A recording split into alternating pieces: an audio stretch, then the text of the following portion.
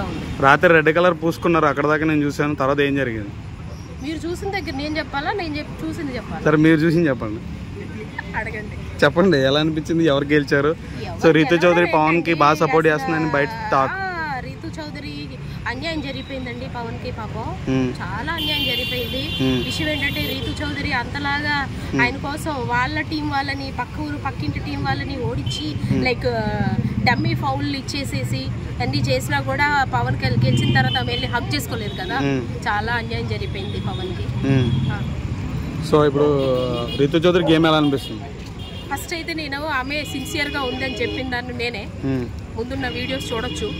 ఇప్పటి వరకు రీతు చౌదరి చాలా సిన్సియర్ గా ఉంది, చాలా జెన్యున్ గా ఉంది అని చెప్పిన దాన్నే నేను. నాకే చిరాకు అనిపించింది, అరే నేనెందుకు ఇలా చెప్పాను. మొన్న ఏమంటారు అమ్మాయి పేరు ఏమంటే సృష్టి వర్మ వెళ్ళేటప్పుడు రీతు చౌదరి డబల్ ఫేస్ ఉంది అన్నప్పుడు అయ్యో ఈమెంటి ఈమెకి ఇలాంటి ట్యాగ్ లైన్ ఇచ్చెళ్ళింది అనుకున్నాను. కానీ సృష్టి వర్మ కరెక్ట్ గానే గెస్ట్ చేసింది. అమ్మ నువ్వు రైట్.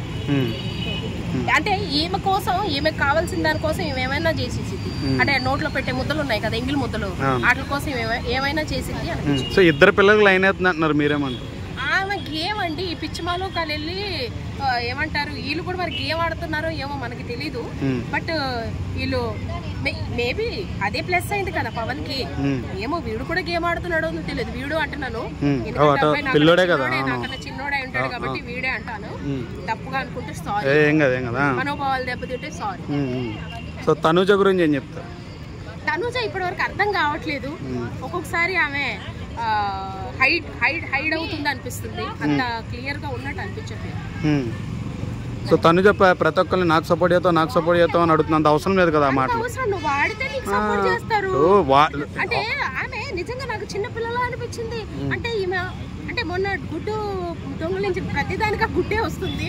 ఆ టైంలో తను నాకు తెలియదండి చూడండి, అది అబద్ధమే కదా ఈ లెక్కను చూస్తే.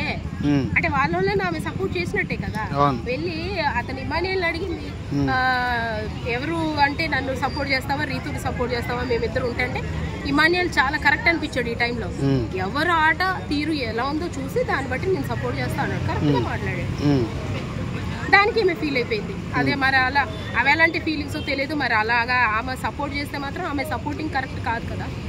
సంజన గారు అండ్ అమ్మ అంటుండు, అది వరకు గేమ్ వర్క్ అయినా ఏమైనా ఇంకా జరుగుతుంది? ఆవిడ నిజంగా చాలా జెన్యున్ గానే ఉన్నారు. ఆట ఆడేటప్పుడు చిరాకు అనిపిస్తుంది. ఇంకా ఆ దొంగతనాలు అందరి మధ్య గొడవలు పెట్టి చుట్టూ ముళ్ళు పెట్టేస్తున్నారు. అలాంటప్పుడు చిరాకుగానే అనిపిస్తుంది. కానీ అదర్వైజ్ ఆవిడ వల్లే కొంచెం హౌస్ యాక్టివ్ గా ఉంటుందని చెప్పుకోవచ్చు. ఇప్పుడు కావాలని 7 మంది బృందాలు ఉన్నాయని సపోర్ట్ చేస్తున్నారా? ఏమైనా ఆడుతున్నాడు ఇంకేమైనా అనిపిస్తుంది ఆయన? సుమన్ శెట్టి సుమన్ శెట్టినా? అతను పెద్దగా ఆడలేదు కానీ మొన్న ఒక